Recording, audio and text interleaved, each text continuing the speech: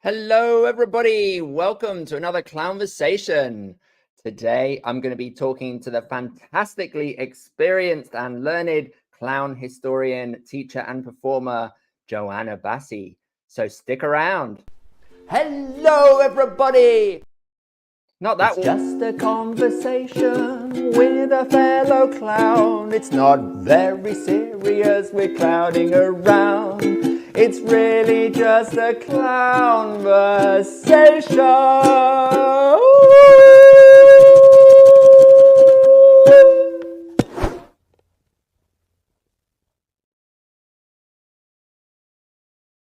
All right. Hello, everybody. It's October 27th.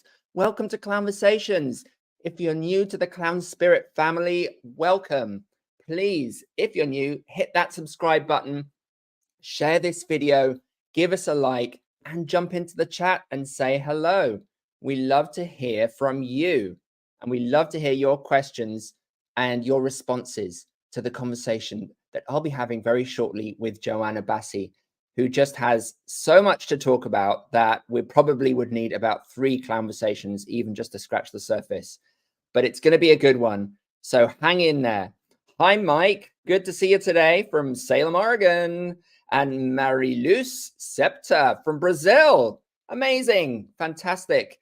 Joining our fan base there in South America. So, folks, before I introduce Joanna, I want to let you know about an exciting thing that is happening next week.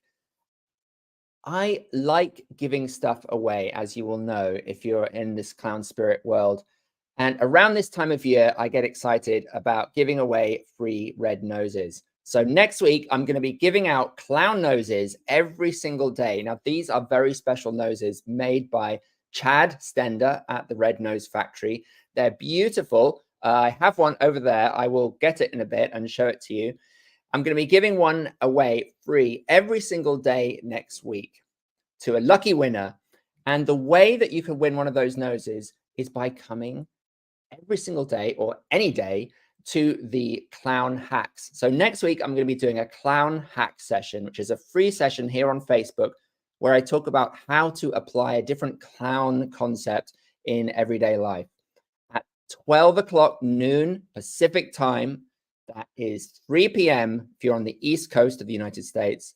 That is going to be, because of the clock change, it's going to be 7 p.m. in the UK and 8 p.m. elsewhere in Europe. At that time, every day for about 15 or 20 minutes, I'm going to do a different clown hack. And if you're there live with me for the clown hack, and you're going to be able to enter that competition, so you can put your name into the comments and enter the competition. And the next day, I'll draw from that hat of names, and whoever I draw will win that free red nose, and it'll be sent out to you. So this time next week, you could be the proud owner of one of those amazing red noses from the Red Nose Factory, folks.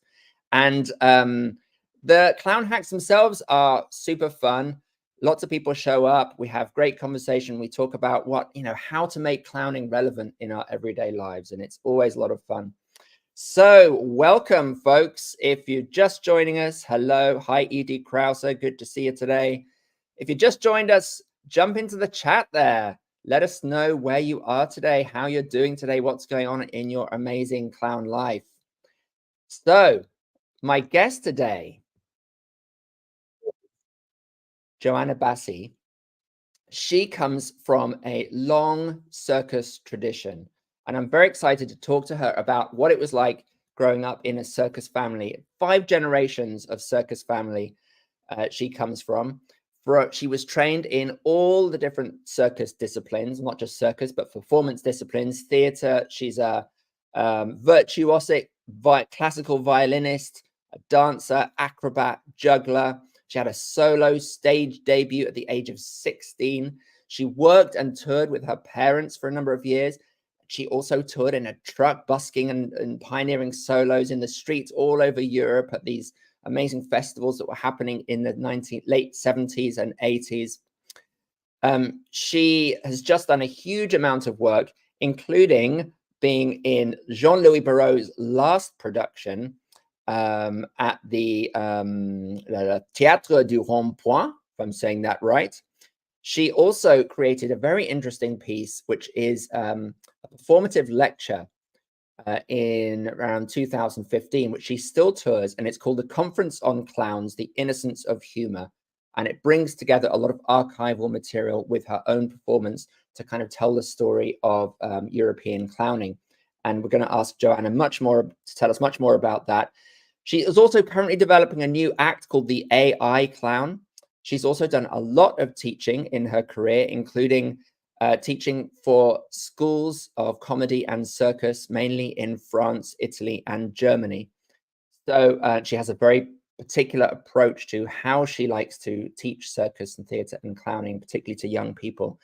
And unlike many of my guests who are fantastic performers and teachers, Joanna has all of that, but she also has this attention and curiosity and sense of importance around the legacy, the history, the teaching, the practice of clown in a more general sense, and making sure that we attend to those things, that we pass them on, that we're talking about them. And she's really, in a way, doing similar work to what I'm doing, right? To kind of really try to bring an awareness of this depth and richness of the clown and circus culture to a wider audience. So I'm super excited to talk to my amazing guest today, Joanna Bassi. Welcome to the Clown-versation stage, Joanna. Hello, hello. Hi. Hi, you know, you've said it all, so it's great. Why didn't you go on? Yeah, I could just talk about you all day. Yeah, that's lovely. You know, you're saying it better than I can, you know.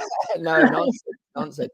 No, I was aware while I was speaking that I was probably not doing justice to any of those things properly. Oh, so. come on. Yes, well. Oh, and I'd like just before we start, say hello to everybody out there, you know, friends and colleagues, whoever will come in the future if they're not there now, but hello. Yeah, if you know Joanna, then give us a shout in the chat, or if you don't. Hi, yeah. John Longo from Brooklyn, who is, in fact, John, congratulations on your new position as Artistic Director of Healthy Humor. That's awesome. And Patricia from Chicago. Hello. Well, Joanna, I just want to say thank you for joining me and being a guest today. Thank you, Barnaby. Thank you. Very important work you're doing here. It's lovely to meet you finally, because we've chatted for a long time, and you're often there listening to the conversations as well and being a great supporter. So thank you for that. Welcome. Hello, Paul. Paul's joined us from the UK. So, Joanna, let's start. I really am curious about what it was like growing up in this circus family. You were just like steeped and immersed in circus from birth, I imagine. You know, circus and musical and variety. Yeah, as you say, it's like 5 generations in circus, but on my mother's side, it's another 3 generations of variety, English variety and musical. And so my parents, like my mother was from that background, being English, and my father being half Italian. He was from a circus background.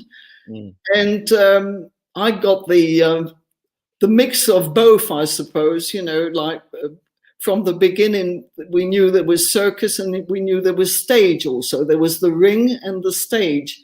Mm. So what it was growing up, main thing was traveling. I mean, that's probably basically the main thing.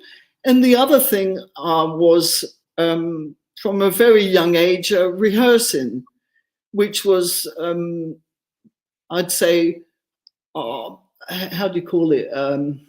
A milestone, not a milestone, because, you know, I have to translate sometimes from the 4 different languages. As I get older, it all mixes. You're doing great.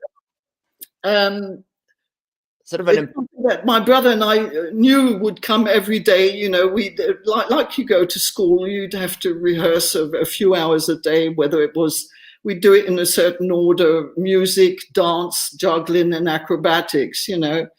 So that was something which was very stable in spite of traveling. Wherever we were, whether it was in a hotel room or outside the caravan or backstage or behind the circus, we'd have to rehearse, you know.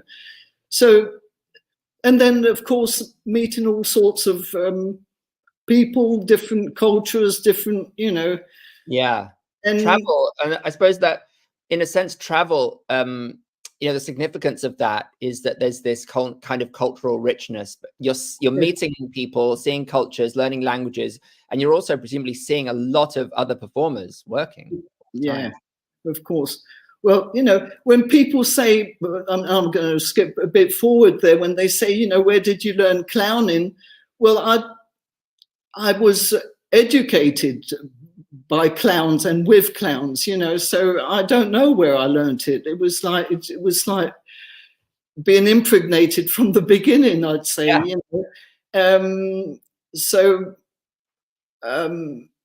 Yes, and that's also something else, is that my parents used to put me in the public when you know, they couldn't. When I was very young, I'd sit in the front row while they were on stage. So anyway, I'd be there for every show, maybe sometimes 3 shows a day. So yeah, you get to see quite a lot of performances. Yeah.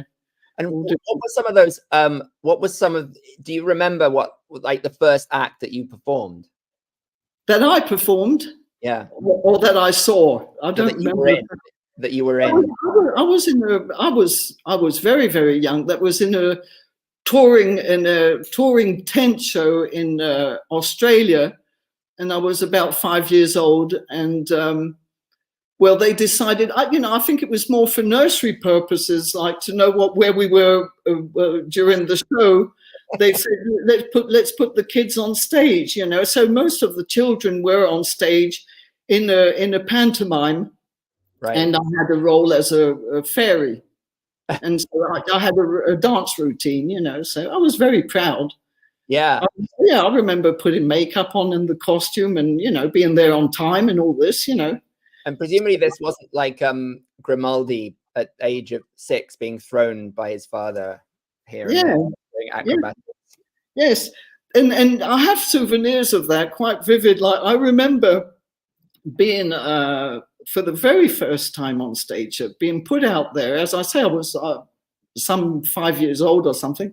Yeah. And I'd always been sitting in the public watching shows, and then being out there and having the public in front, it seemed like a very big black sea of, you know, of vibrating out there. And it was a shock, actually, you know, to think, oh my goodness, all this warmth coming from the public. And I remember that first shock, and practically forgetting all my steps and everything, you know, not knowing what to do. Just standing like an idiot in a tutu, you know. That's beautifully clown.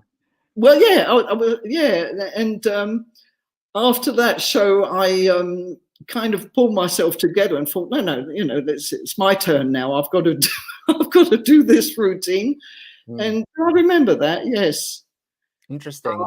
And following that with different pantomimes, you know, little roles, and as we went along, more and more tricks. You know, if I could hold you know, a pied la main or an arabesque or something, I'd do it. You know, or juggle. You know. So when was it that you felt like maybe you first performed something that was more yours, that you'd created, that you were proud of as an act or something like that, even if it wasn't just you? Oh no, well that came later. That came when I actually did my debut. That was like 10 years after that. I did my own thing when I was 16, you know. But there was 10 years of rehearsal before that. And yes, I chose to do everything I knew. Like I was learning a lot of stuff. I was learning violin and juggling. So I didn't select. I did everything in this first act. You know, I just put it all in there. Yeah. And I was very proud of. Yeah, I was very proud of my first act. Yes. And I'll tell you what, I was very proud of my costume, because I designed it. You know, and I didn't want to wear already then I wasn't quite in line with the rest. I didn't want to wear a leotard or something. I wanted to wear those, those at the time that you'd have these, how do you call them, bell-bottom trousers, in the 70s. And I wanted bell-bottom trousers, and everybody said, well, you're not going to wear trousers, you've got to wear a leotard with sequins and stuff, And I said, no, that's not modern. And so I created my costume. I designed the costume, and my parents went along with it. They thought it was strange, but, and as it went, I've slowly started to think, we're in a traditional way of doing things, and we probably have to make it a little bit larger and go for something more in tone or more in time with the public, with a larger public.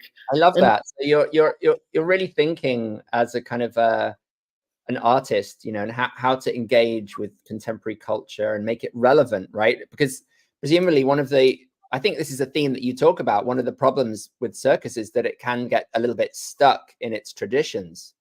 Well, I think it's probably not anymore, but probably at the time I made my debut, it was the case, it was the end of an era or a period, and it was not quite the beginning of another one. So it was a kind of in-between thing in the 70s and 80s, before circus schools and before all this new blood, And so we would carry on the tradition and do what I wasn't doing, what my grandparents were doing, but a little bit the presentation and stuff and the style a little bit like my parents, and I felt uncomfortable with that. I thought, well, why do I have to smile all the time? Like when I come around and hey, Yeah. Why can't I just show how I feel? Or, why can't I talk? That was missing as well. I'm going around doing all this silent stuff, dancing and playing the violin and looking enthusiastic. And I actually wanted to talk, Well, did you? Did you talk? Much later. Much later. I was 19. But in order to do that, I had to change the venues. I had to change the circuit, in which I was touring. And so in order to do that, I took some time out in Paris and went to work in what they called the Café Théâtre at the time, theatre cafes, where you could perform, you could be a juggler and everything, but you certainly could talk as well, So it was already a mixture of styles. And so that's why I kind of got involved in the Café Théâtre scene in Paris, also for comedy. There's a couple of interesting comments here. I don't know if you can see the comments there on your side, Joanna. No, but there's a big white square. There's something if you click it, you'll be able to see the comments. Margarita Rosa from Colombia says, hello from Colombia. I had the privilege in the 80s to meet Joanna in Italy with her cabaret violin in her nose, and her dog, Caruso, play the piano. Exactly, yes. She's quite a legend also, Mar. She's a poet, and we did cross paths in Italy as I was touring and as I was living in a truck. And yes, and Margarita was there and also performing and doing poetry. Wonderful souvenirs. Beautiful. And Patricia has a question. Curious to know what sort of makeup Joanna used at first. False eyelashes, the whole doodah. Big eyes and how do you call it? Glitter. Max Factor number 5. I'm saying that because it has a particular smell, and a lot of my childhood souvenirs are linked to the smell of this makeup. Backstage it would smell makeup everywhere, and And did you ever wear anything that seemed like clown makeup at that stage, or did that come much later? Well, there were not the makeup, but I started to wear a bowler hat for no reason at all. Well, you know, for me, a bowler hat, I was probably thinking of Charlie Chaplin at the time, and playing the violin. I probably, you know, wanted to give myself some accessories to be silly with, you know. So I was very inspired at first by Charlie Chaplin, and it crept in like that, you know, being silly with a hat, and then later in the streets, the hat was there to collect money. Because Patricia says, do you use whiteface? And I think there are some pictures of you in the recent conference. This is in the conference. I'm actually dressed as a 19th century white clown. Yeah. Yes. But that was never your clown look. No.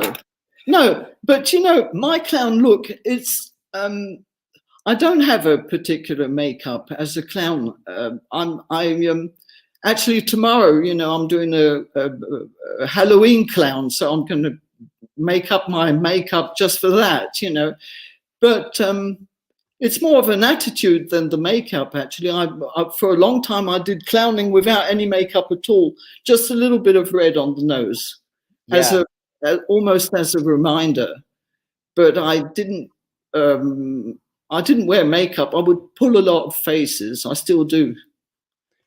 Yeah. This is a very interesting topic, I think, Joanna, because yes. You know, it's interesting because you are, you know, from this circus family, and you're steeped in this tradition, and yet it's so interesting that what you're saying right now, which is that it's not about the makeup or the costume, and that you didn't really have a specific look like many circus clowns do.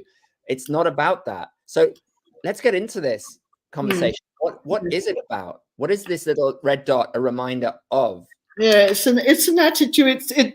I think it differentiates from just acting funny. You go a slight bit further, and also it's a question of. I mean, when you're talking about acting, funny acting in theatre, for instance, that there's still the what you call the fourth wall. You know, you don't directly share your feelings with the public, but a clown always does. You know. So, well, for instance, this part I had to play in Barrault's piece. Yeah. He didn't take me as a comic at first or as a clown. He gave me a straight role. I had many little roles in his show, but one in particular was a role with I had to run on stage and discover my boyfriend, and then there was a sword fight with another guy and all this, you know. And in the beginning, I was playing it quite straight, but towards you know, as the time went by, I couldn't help but trip over when I came on stage. You know, fall against the tree that was there. You know, and it was getting more and more like a slapstick clown routine, and Barrault let me do it because it wasn't his idea at all, you know. But somehow he trusted that I could do that. And then one day he came, he said, "I know what you're doing out there." He said, "But go on, you can, you know." And so I felt more at home doing that in a straight theatre play. I was allowed to clown, you know. Fascinating. And that was my point. And he also allowed me to look at the public and make comments, make side comments to the public, which was totally outside the text, you know, outside the theatre play. You're not allowed to do that. So there is a privilege to the clown. Amazing. So, and that was improvised, like you do that differently every time. It grew as it went. Yeah. Yeah, it was improvised, yes. So it sounds like Jean-Louis Barrault. I mean, for people who don't know, Jean-Louis Barrault is kind of a role model, sort of in the world of mime and theatre. Yes, and also I think people remember him for his movie The Children of Paradise and stuff, and I knew him as an actor, but I knew him mainly as a director because he directed the show, and in this way he was wonderful because he would let people, his actors, do what they give what they could. He'd let you create your role, I mean, as long as you didn't totally distort the story, of course, but he'd let you live your thing as an artist, and in this way, I think he was marvelous. Sounds like it. Joanna, tell us about this. Well, that's it. That's part of that's the act I had when I was 16, and so it was a mixture of acrobatic dancing and playing the violin, and then, as you see, also juggling or balancing, if you like.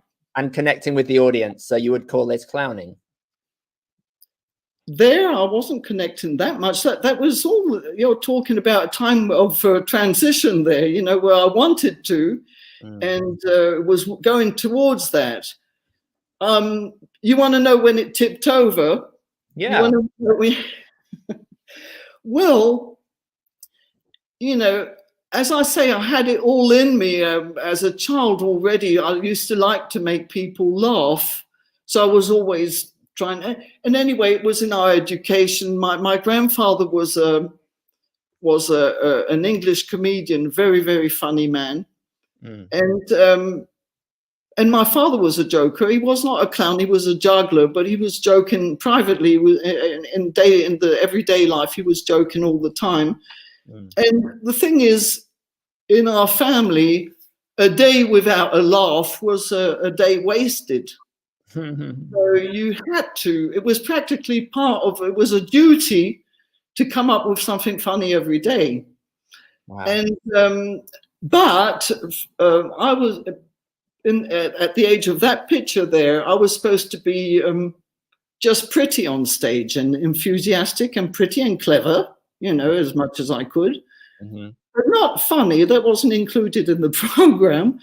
And it did come, as I say, I started to want to trip when I came on stage, even if I had a nice evening dress on and the eyelashes and everything, And I just turned everything into being silly, I suppose, to destroy this very fixed type. Yeah. Also woman's type, but I was fed up with that, Yeah. We go beyond this. It can't be it, Yeah. And, yeah. So it was a social, political move. Oh, I wouldn't at the time, if you'd asked me, I wouldn't have been able to say that. But now looking back, it was, yes, thinking I was very defiant in this way. There wasn't really a tipping point where you thought, oh, I'm going to start doing clowning now. It was creeping in. It was an evolution. It crept in. But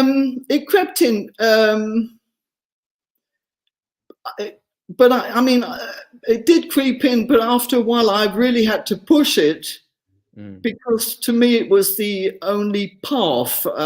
That's when I started going in the streets. You can see I have many different careers. I had a career at first as a circus little girl, or a show business girl, and then I went into cafe theatre and theatre in Paris to learn how to speak on stage because I had not learned that. Yeah.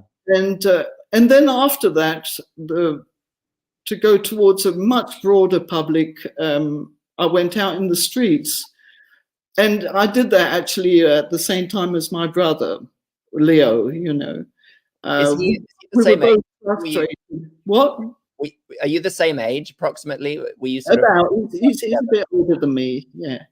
He's a bit older than me. But we were both like frustrated that we couldn't get further in our expressions, artistic expressions. So all these venues I'm talking about had codes. You know, you had to be dressed like this, you had to use this kind of music, and you had to look like this and like that. But what if you want to do something else? Then you have to go somewhere else and find another public, you know. And I have to say that at the time there wasn't much choice. It was either very traditional or, of course, very avant-garde in theatre. There was, of course, an avant-garde, but that wasn't our thing. And then when I started in the streets, that was a very big tipping point. But already by then, I knew I could make people laugh. Could you describe some of the work you did on the street? Yeah, well, I first started with I had a man-sized doll, you know, which I used to punch and do a kind of a knockabout with it, slapstick stuff. Yeah. And I was very rude, very, very rude to the public. They loved it, you know, this insolence. Yeah. You know, just ordering people about and and I did a lot of can-can as well. I brought that out on the street, can-can dancing. You really hurt yourself in the streets doing can-can, but I was kind of tough. And also the excuse of can-can was that basically it was a dance where the girls could be insolent and could be rude and very free, you know. And I'm actually right now, I'm talking to regularly talking to a clown in Spain who is doing research on women clowns. And I realized in the course of our different conversations that a lot of women clowns came from this can-can spirit. It's something I only realized recently, but it's strange to think that I started also using can-can to be able to do more rough things, more rough and more physical in the way of comedy, you know, and not just stand there looking sweet. So this is giving a lot of more detail, Joanna, about your. Do you talk about this in your? No. No, that's too long. No, what I talk about in the conference is I go further back. I talk about 19th century. I wasn't born there. You know, I was born much later. But I talk about. I'm going to bring up some photos of this because there are some great photos of you standing next to projections of Grimaldi. I just want to. Can you see this? Oh, you're showing something. All right. Yeah. Do you want to show something? Let me take that off and then show it.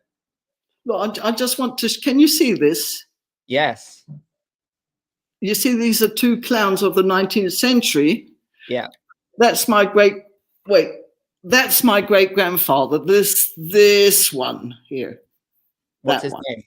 What's he called? Joanna Bassi. Joanna Bassi.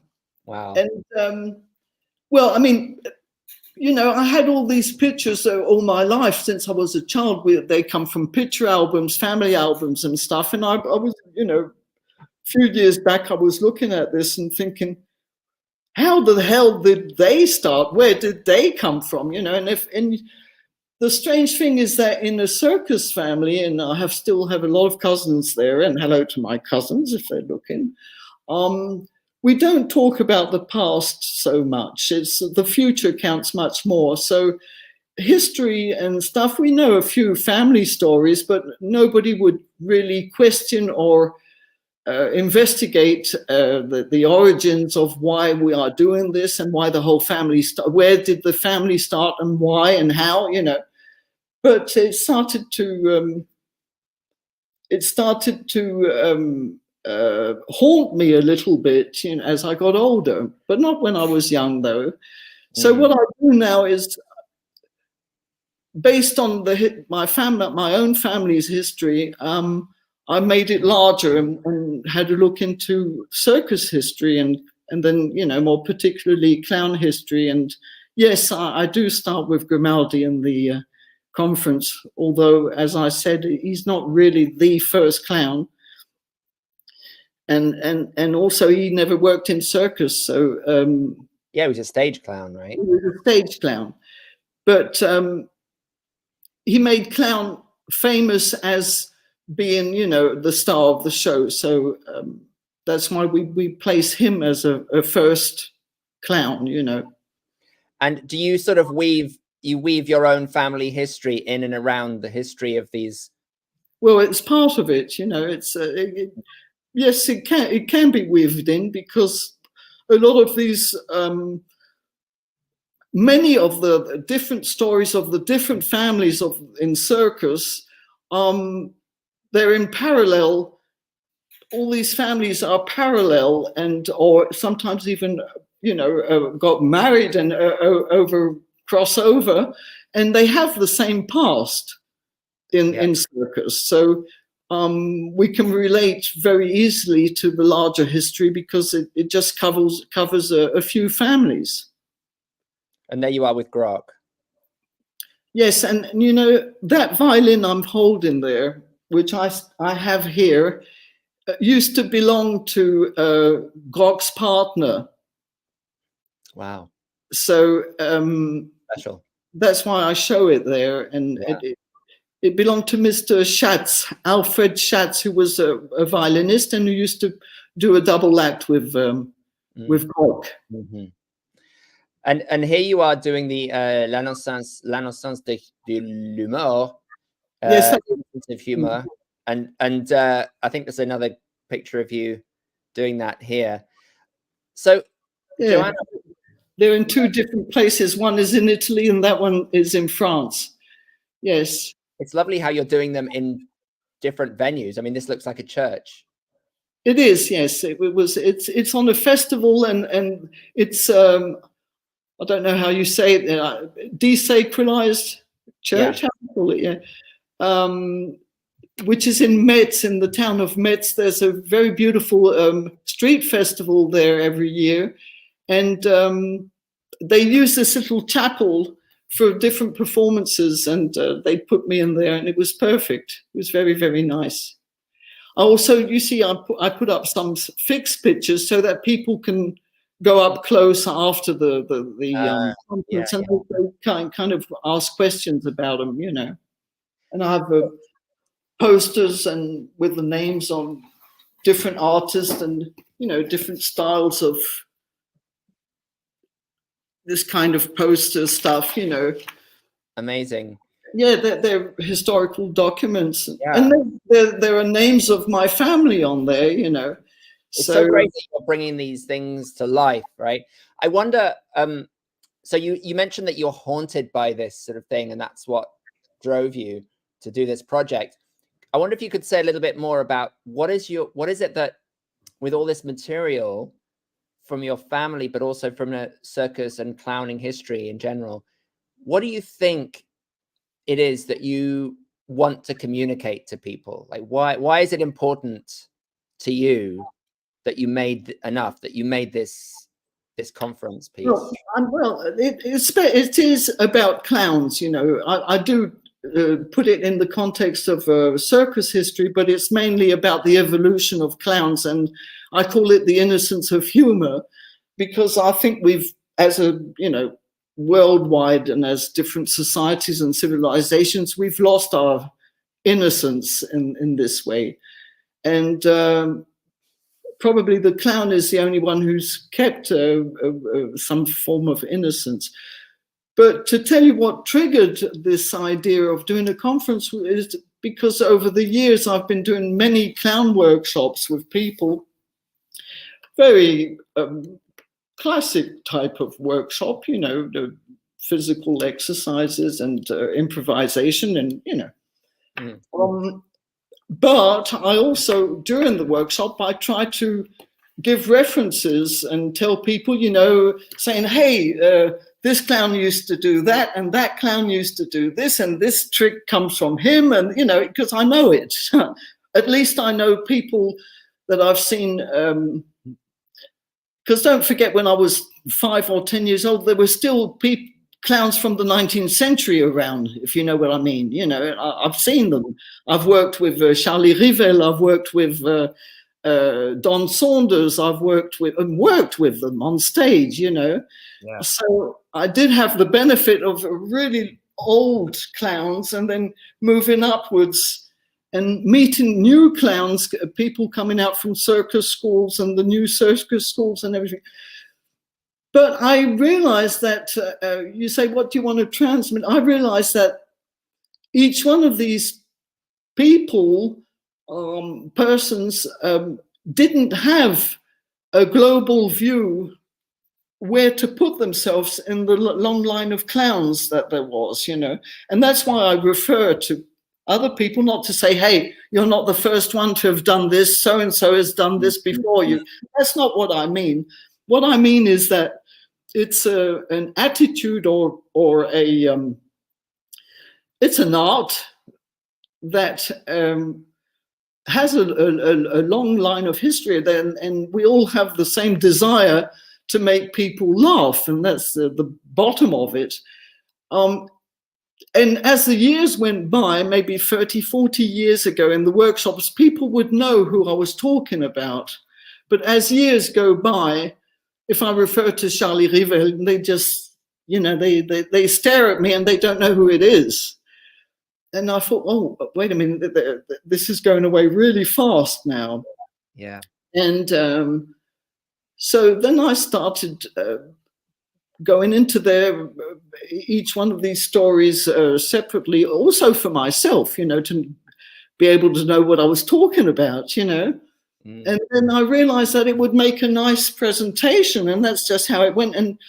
And so it's to give the younger people the notion that they're not alone out there, that it didn't start here and now, and that it's part of a will to communicate positive things. You know, it's not that you're by yourself, crazy eccentric, and you're trying to be silly by yourself.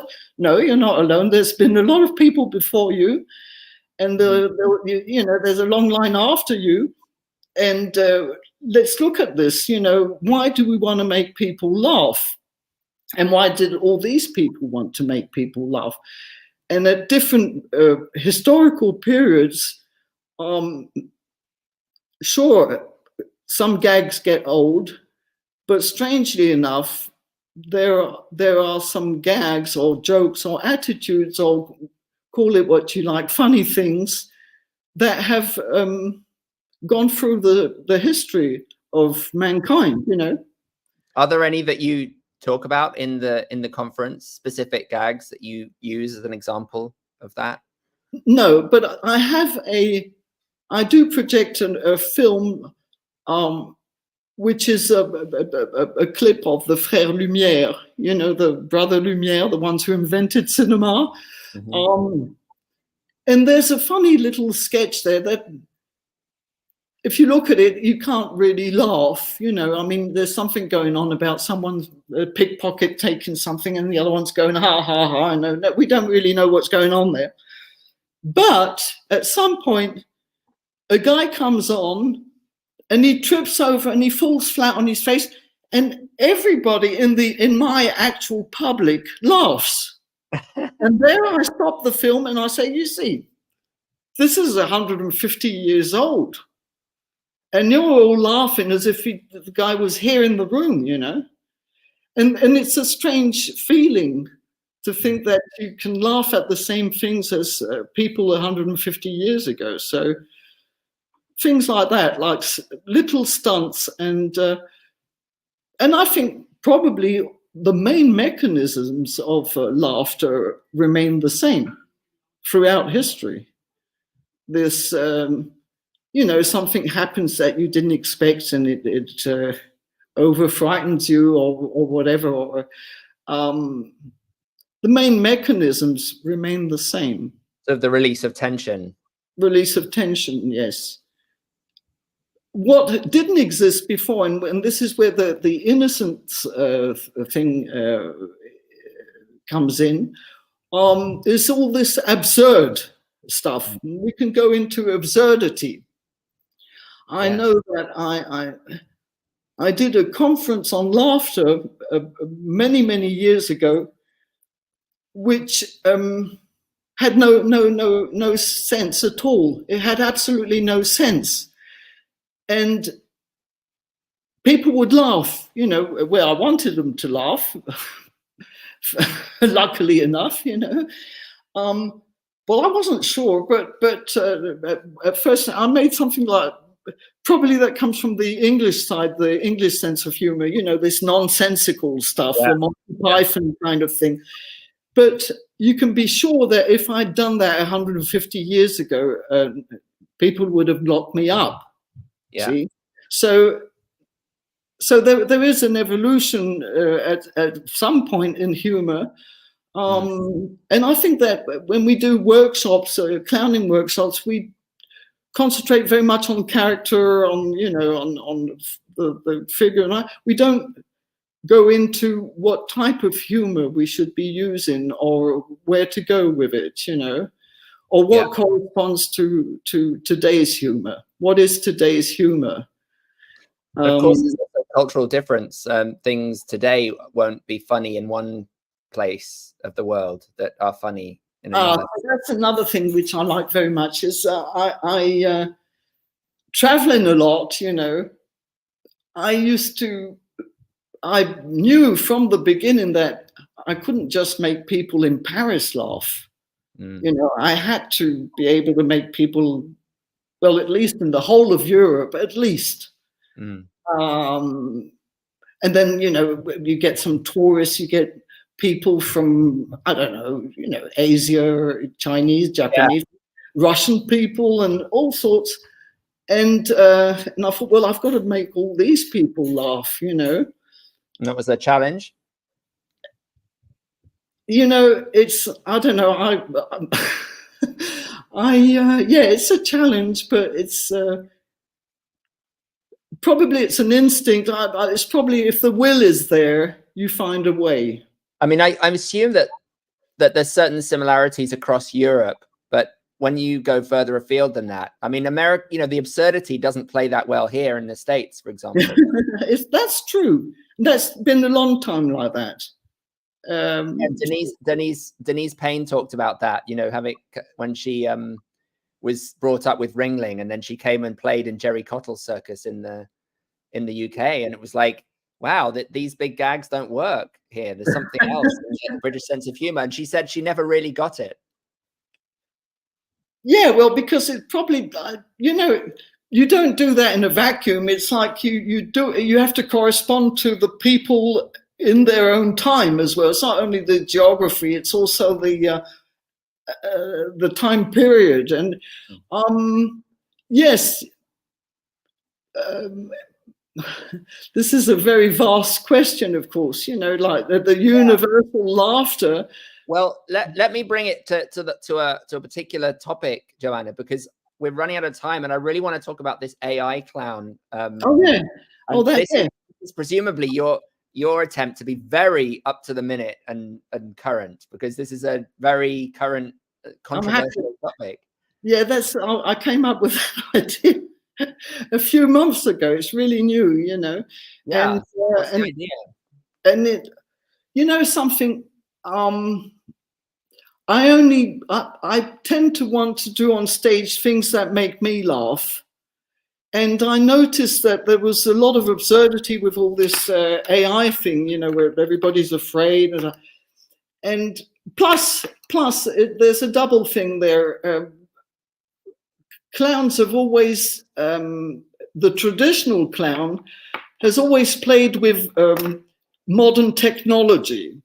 And you know, things that go wrong, like the phone doesn't work or whatever, or the washing machine, or you know, even in classic circus, every time there was something new, a new fridge or something, they'd make a clown sketch out of it. So I thought, well, I'm going to do the same with AI clown, because I'm looking at different things and I can see, you know, avatars and things like that. People who, you know, are saying it's not me, I'm your AI host, for instance. You see this on YouTube sometimes. I'm your AI host. And then the lips aren't sync with what he's saying and stuff like that. And then it's making me laugh, you know.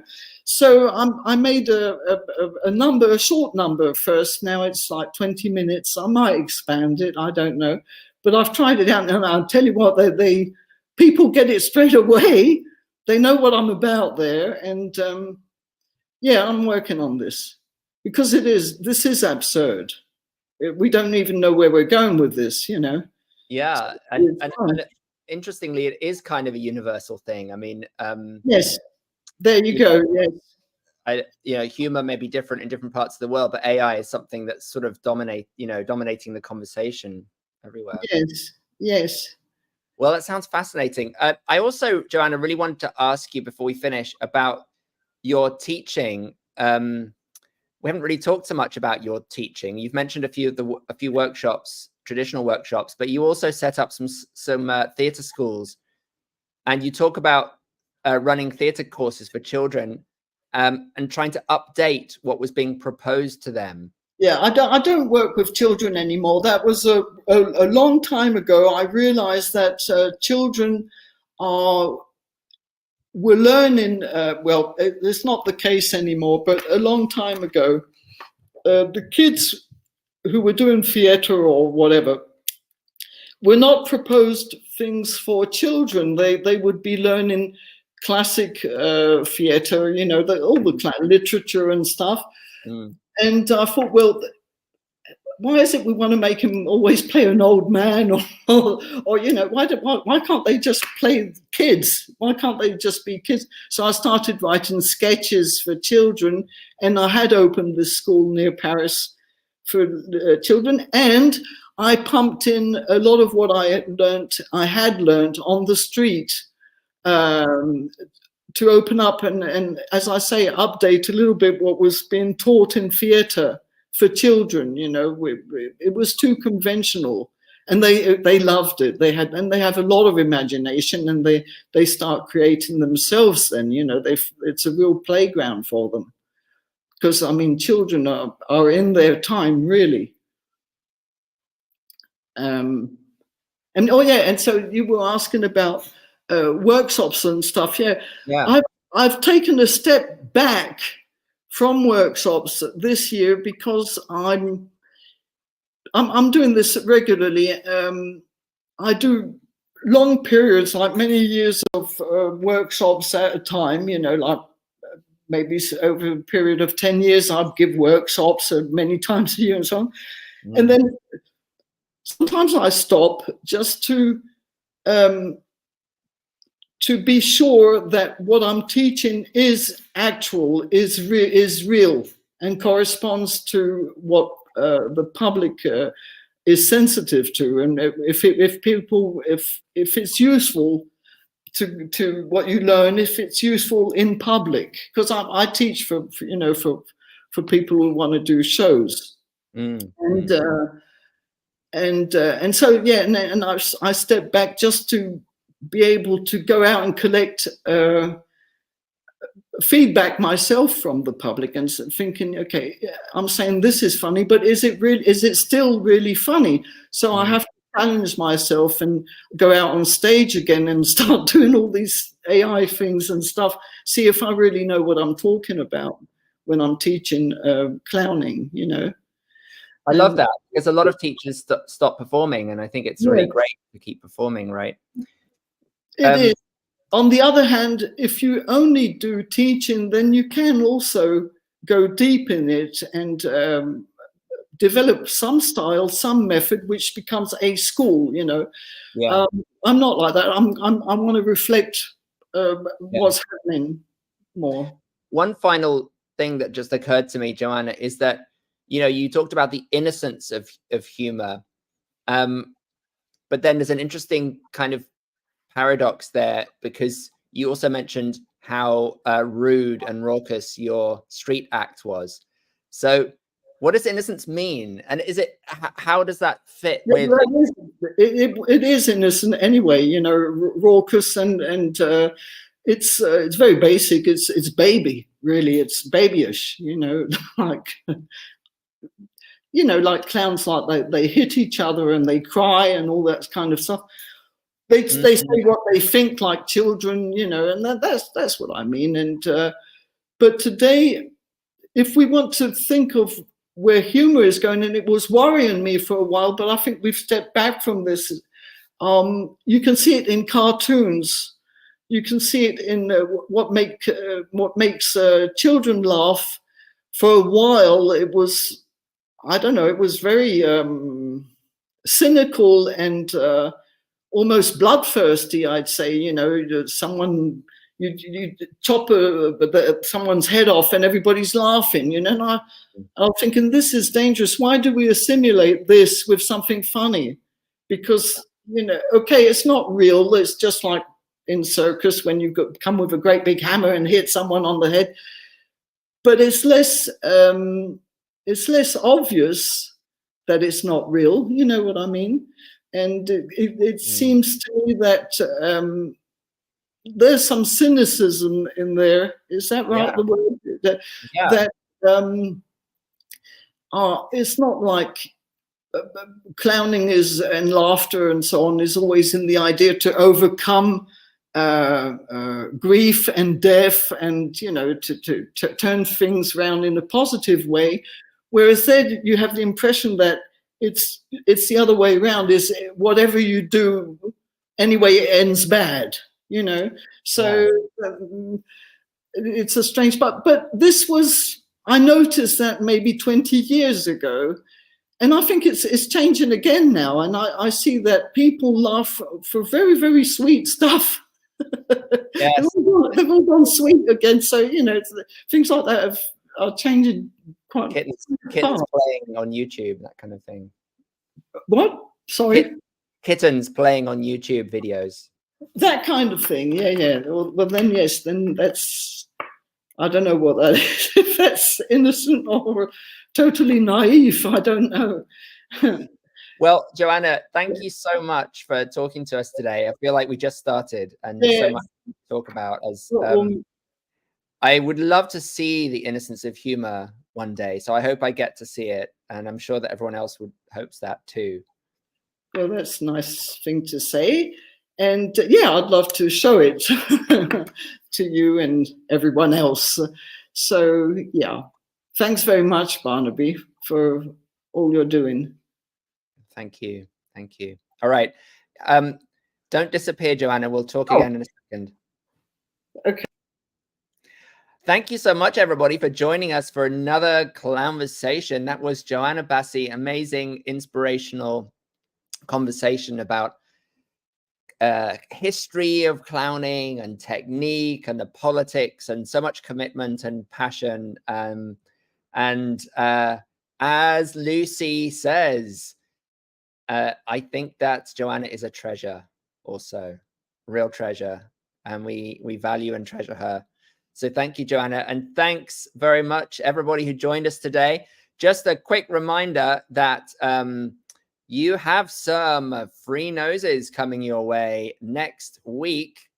Yes, you can win a red nose every day next week, folks. This can happen if you come to the clown hacks that are happening at noon every day Pacific time. That's noon Pacific time every day next week. There'll be an opportunity to win a red nose. I'm going to be streaming live on Facebook, everybody, live on the Facebook group, Way of the Clown, and probably on my personal page as well. And you can win a red nose every single day. 12 noon Pacific time. In England, that's going to be 7 p.m. because the clocks change. In Europe, that's 8 p.m. So it's a bit late, but it's only 15 or 20 minutes. I'm going to give you a clown hack every single day. And if you write into the comments during that live, so show me that you were there, I'll draw the name from a hat then the following day. So red noses from the Red Nose Factory available. Thank you so much for joining me again, folks, for another Clown-versation. Why don't you jump into the chat and say how awesome Joanna was. Thank you to Joanna and the things that you found inspiring about Joanna. Next week, I'll be talking to a very interesting young clown performer, stand-up performer called Alfie Lyons, otherwise known as Elf Lyons, who is an amazing performer doing really interesting things in England. So thanks very much, everybody. See you next week.